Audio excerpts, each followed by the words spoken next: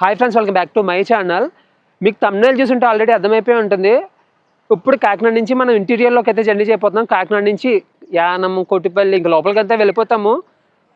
Full ఇంటీరియర్లో journey మాట.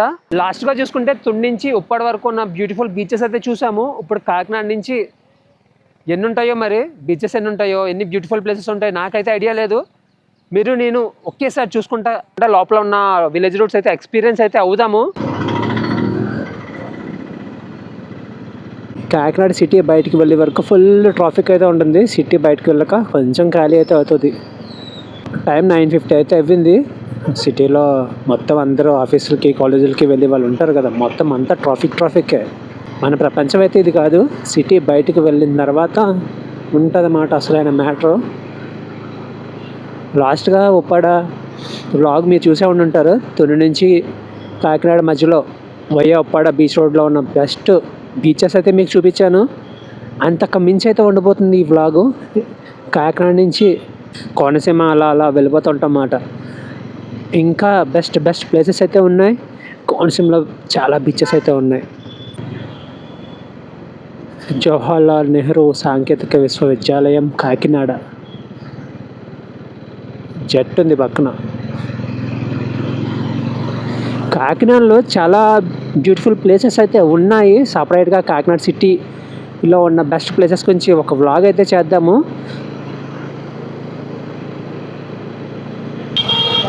Rajamahendravaram Kakinada RTC కాంప్లెక్స్లోకి వెళ్ళిపోతుంది bus.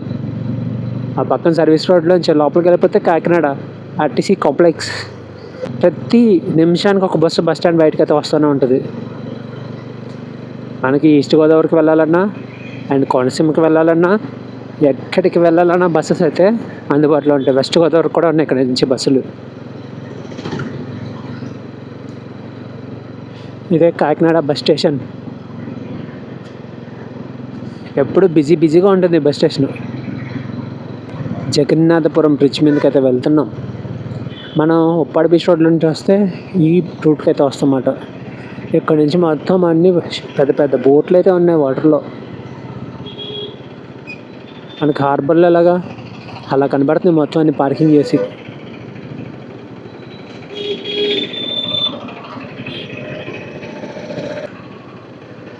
ఇదంతా జగన్నాథపురం.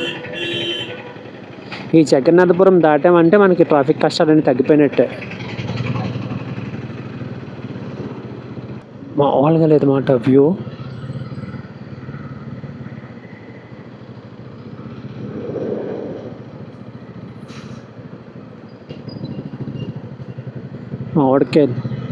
మొత్తం మామిడికాయలే. ఇక్కడ ఒక టెంపుల్ ఉంది, కొత్తగా కన్స్ట్రక్షన్ చేస్తున్నారు.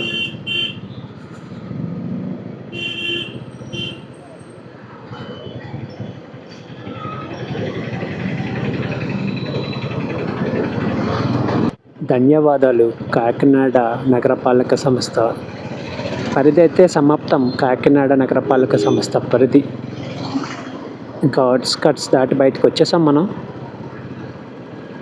స్ట్రైట్ వెళ్ళిపోతే అమలాపురం అయితే వెళ్తాము. అదే రైట్కి డైవర్షన్ తీసుకుంటే కత్తిపూడి అయితే వెళ్తాము. నేషనల్ హైవే 216 ఫ్రంట్ ఉంది. ఈ నేషనల్ హైవే 216 మనకి శ్రీకాకుళం నుంచి చెన్నై వరకు అయితే ఉంటుంది. అమలాపురం 50, యానం 23. మనం ఉన్న ఊరు చొల్లంగి. ఇప్పుడు మనం చూసి చాలా విలేజెస్ ఫిషర్మ్యాన్ విలేజెసే. మనకి తుని, కాకినాడ, ఉప్పాడ బీచ్ రోడ్లో కనిపించిన విలేజెస్కి ఇక్కడికి కొంచెం డిఫరెన్స్ అయితే ఉంటుంది. అది పూర్తిగా ఇంకా సముద్రం పక్కనే వాళ్ళు. కొంచెం సముద్రం అయితే కొంచెం దూరం అయితే ఉంటుంది అన్నమాట మనం ఉన్న ఏరియాకి. ఇక్కడ చేపలన్నీ ఎండబెట్టారు చొల్లంగిలో. ఇటు సైడ్ బోట్లన్నీ పార్క్ చేసి ఉన్నాయి.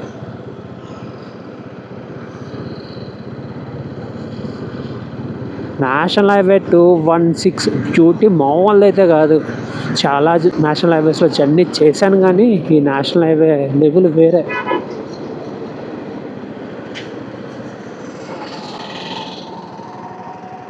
చొల్లంగి విలేజ్ మొత్తం ఎంత బ్యాక్ వాటర్స్లో ఉంది. ఎక్కడ చేసినా వాటర్తోనే ఉంది. గురజనాపల్లి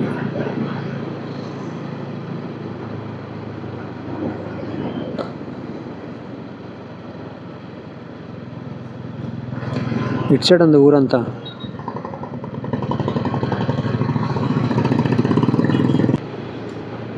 నేషనల్ హైవే 216 నుంచి డైవర్షన్ అయితే తీసుకుంటాం మనం ఇప్పుడు. ఫ్రంట్ కనపడుతుంది కదా కోరంగి ఫారెస్ట్లోకి అయితే వెళ్ళి వద్దాము. ఫారెస్ట్ అందాలు ఒకసారి చూసొద్దాము.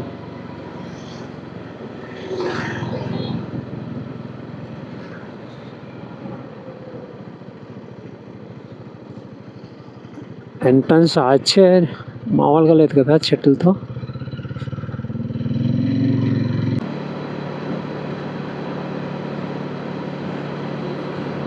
మొత్తం ఇవన్నీ రొయ్యల చెరువులు మాట. సముద్రం పక్కనే కదా, సముద్రం పక్కనే కాదు, ఈస్ట్ వెస్ట్ కోనసీమ ప్రతి ఏరియాలోనే ఎక్కువగా మనకి వరి పొలాలు అండ్ రొయ్యల చెరువులు కనబడుతుంటాయి. ఇటు సైడ్ మొత్తం అవే, అటు సైడ్ ఇవే.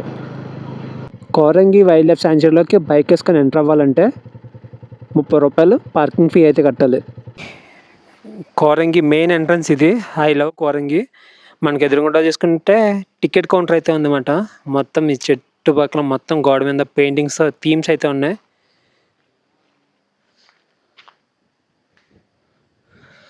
పెద్దలకైతే 50, పిల్లలకైతే 20. ఫోటో షూటింగ్ అయితే 3000, కెమెరాకి అయితే 5000, ఫారినర్కి అయితే 250 రూపీస్ అంట. అండ్ ఈ కోరంగి వైల్డ్ లైఫ్ శాంక్చురీ మంగళవారం సెలవు. ఇండియా సెకండ్ లార్జెస్ట్ మ్యాంగ్రోవ్ ఫారెస్ట్లో అయితే ఉన్నాము. ఇది మొత్తం 253 కిలోమీటర్లు అయితే ఉంటుంది. మనం 253 కిలోమీటర్లు అయితే తిరిగి చూడడం కానీ, కొంత ప్లేస్ మనం తిరగడానికి అయితే ఉంటుంది. కొన్ని బెస్ట్ వ్యూస్ అయితే ఉంటాయి, అవన్నీ చూద్దాము, ఎంజాయ్ చేద్దాం. ఇది మాట వ్యూ. మొత్తం పిల్లలు ఆడుకోవడానికి స్టార్టింగ్లో చాలా యాక్టివిటీస్ అయితే ఉన్నాయి. ఈ వైల్డ్ లైఫ్ సెంచురీలో 120 రకాల పక్షులు అయితే తిరుగుతాయంట. అండ్ అలాగే 25 నుంచి 35 రకాల చెట్లు అయితే ఉన్నాయంట. మనకు పక్కన కనపడుతున్న చెట్లు రకరకాల చెట్లు మాట. కనిపించలేనిది చాలా ఉంది. ఫ్రంట్ బోటింగ్ కూడా ఉందంట ఇందులో. చూద్దాం, కుదిరితే బోటింగ్ కూడా చేద్దాము. లోపలికి ఎంత దూరం తీసుకెళ్తారో ఆ బ్యూటీని ఎంజాయ్ చేద్దాము. ఇక్కడికి వచ్చిన తర్వాత వాష్రూమ్ ప్రాబ్లం వచ్చినా సరే ఏ ప్రాబ్లం అయితే లేదు. వాష్రూమ్స్ కూడా ఉన్నాయి ఇక్కడ. ఫ్రంట్ ఇక్కడ ఉంది వ్యూ, చాలా చాలా బాగుందన్నమాట. మ్యాంగ్రోవ్ ఫారెస్ట్ మామూలుగా లేదు మాట. ఈ వ్యూ మనం చూస్తున్న ఈ రివర్ కోరంగి రివర్ మాట. కాకినాడ దగ్గర కోరంగి రివర్.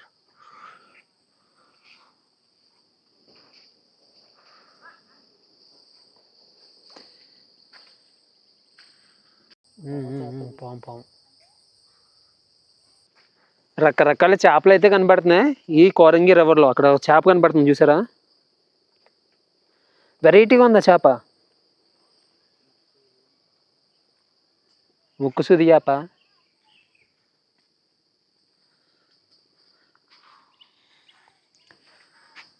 బోటింగ్ పాయింట్ బ్యాక్కి ఇది ఎంట్రన్స్ అంట. ఓ చాలా దూరం అయితే ఉంది ఇవే.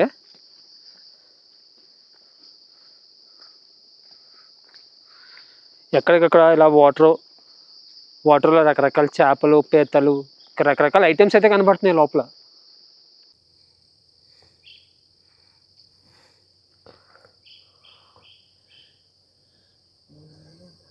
ఇక్కడ కొన్ని చేపలు అయితే ఉన్నాయి, మీకు కనబడుతుందో లేదో, కింద కదులుతున్నాయి అన్నమాట. ఇక్కడ కనబడుతున్నాయి కదా, ఇవి చేపలు వాటర్లోనే ఉన్నాయి, బయటకు వచ్చి కూడా తిరుగుతున్నాయి. ఇవి చాలా ఉన్నాయి. మనం ఇప్పుడు ఒక చేపను చూసాం కదా, ఆ చేప గురించి మన పక్కనైతే దాని గురించి డీటెయిల్స్ అయితే ఉన్నాయన్నమాట. మడ్ స్కిప్పర్ అంట చేప పేరు. సేమ్ చేప మీకు వీడియోలో అంత కనిపించకపోవచ్చు, కానీ నాకు రియాలిటీలో సేమ్ ఇలాగే కనిపించింది. సిగ్నల్ చూసుకుంటే ఒక్క పాయింట్ కూడా లేదు జియో. లోపలికి వచ్చి సిగ్నల్ కావాలంటే కష్టం. బయట ప్రపంచంతో సంబంధం అయితే ఉండదు మనకి ఈ లోపలికి వచ్చిన తర్వాత.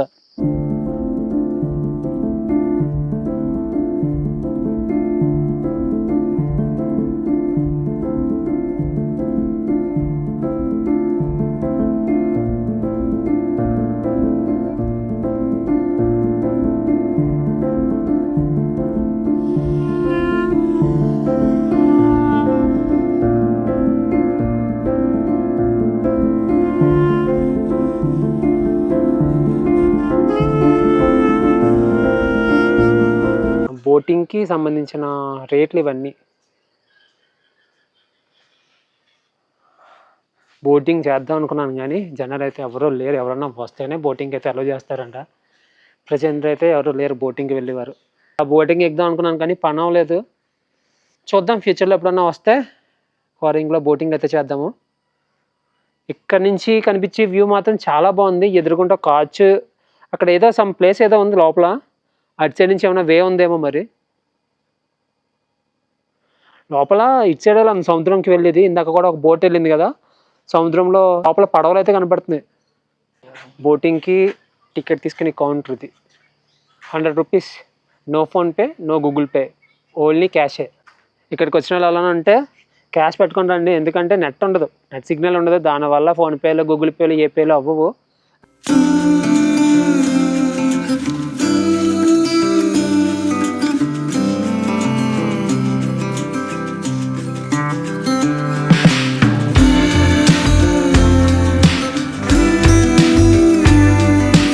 మొత్తం లోపలంతా తిరిగిన తర్వాత ఇక్కడ ఒక వాచ్ టవర్ అయితే ఉంది. 5 ఫ్లోర్స్ పైకి ఎక్కితే ఇక్కడ ఈ మ్యాంగ్రూవ్ ఫారెస్ట్ మొత్తం వ్యూ అంతా కనపడుతుందంట.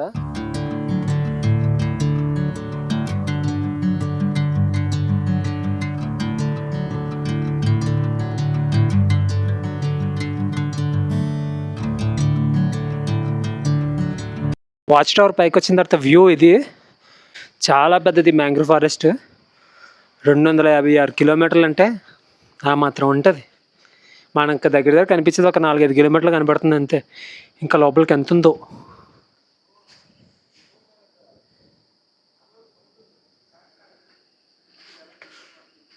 ఇప్పుడేమో ఆక్వా వరల్డ్ అంటే ఇది. ఓ, ఆక్వా వరల్డ్ అంటే పెద్దగా ఏం లేవు, చేపలు మనం కనపడతాయి కదా అక్వేరియంలో చేపలు. ఇంట్లో ఉంటే అక్వేరియంలో చేపలు సేమ్ అవే ఉన్నాయి లోపల. ఇందులో అయితే ఏమీ కనిపించలేదు. ఇవి పెద్దగా ఏమీ లేవు. అయ్యో, ఒక 3-4 రకాలు ఉన్నాయన్నమాట చేపలు ఇందులో. ఆక్వా వరల్డ్ నుంచి బయటకు వచ్చిన తర్వాత వాష్రూమ్స్ అయితేనే ఇంకా మనం స్టార్టింగ్లో చూసిన ప్లేస్ దగ్గరికి అయితే వచ్చేసాము. రోప్తో ఒక బ్రిడ్జ్. కానీ ఇక్కడ ఏ వ్యూ చూసినా నెక్స్ట్ లెవెల్ అయితే కనబడతాయి అన్నమాట. చాలా చాలా బ్యూటీ ఉంది లోపల. మొత్తం క్వారింగి అంతా తిరిగేసాం కానీ ఒక్కటి మిస్ అయిపోయాం. బోటింగ్ ఒక్కటి చేసి ఉంటేమో next level adventure, next level entertainment అయితే అవ్వును. చూసింది మొత్తం చాలా బాగుందన్నమాట. చాలా అందంగా ఉంది. ఇక్కడ నుంచి మళ్ళీ ఇంకొక జర్నీ అయితే స్టార్ట్ చేద్దాం. ముందుకైతే వెళ్ళిపోదాము.